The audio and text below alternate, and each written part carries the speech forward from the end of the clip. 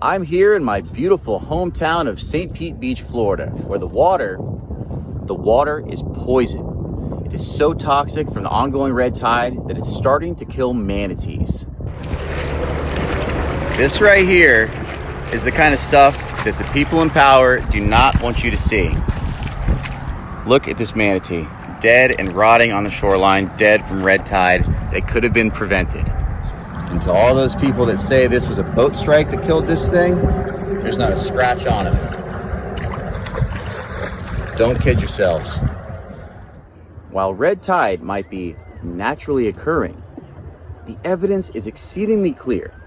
All of the excess nutrients humans are putting into the water, from farm runoff, runoff from your homes and golf courses, sewage spills and dumps, and massive events like the Piney Point phosphate plant spill back in the spring are supercharging the red tide, giving it the nutrients it needs to explode. We have known about this problem for years. It happened in 2018, catastrophic red tide, 2016, and on and on and on, and yet nothing gets done. Why? Well, the biggest polluters are also the biggest donors to our state politicians' campaigns. And there it is. Any scientist that isn't already paid off by some lobbyist of the polluting company will tell you that humans are making the red tide issue so much worse. We have caused this problem because of our negligence, the negligence of our leaders to do anything about it. Do you think people are going to want to swim in the water or spend money here if it's so toxic and it reeks of dead fish that you can't even breathe? The answer is no. What's that going to do for the economy? Well, here I am to spread this message that you and I have to do something about this. Otherwise, this entire area, Clearwater, St. Pete Beach, Anna Maria, all the way down the coast, is going to become a dead zone. It's happening right now, under our watch, right under our noses. Mark my words, this year's red tide event is going to get way worse before it gets any better. The rainy season and all the nutrients that come with it has just started. They haven't even opened the locks for Lake Okeechobee yet, with a loaded gun full of billions of gallons of farm waste in the lake ready to be dumped into the Gulf of Mexico. When that happens,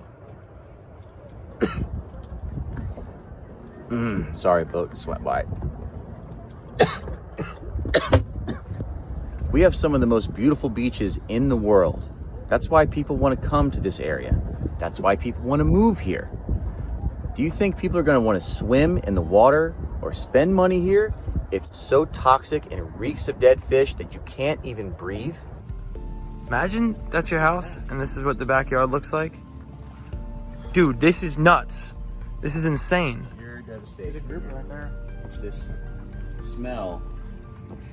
It reeks. Look at all the trout. Look at all those trout. The answer is no.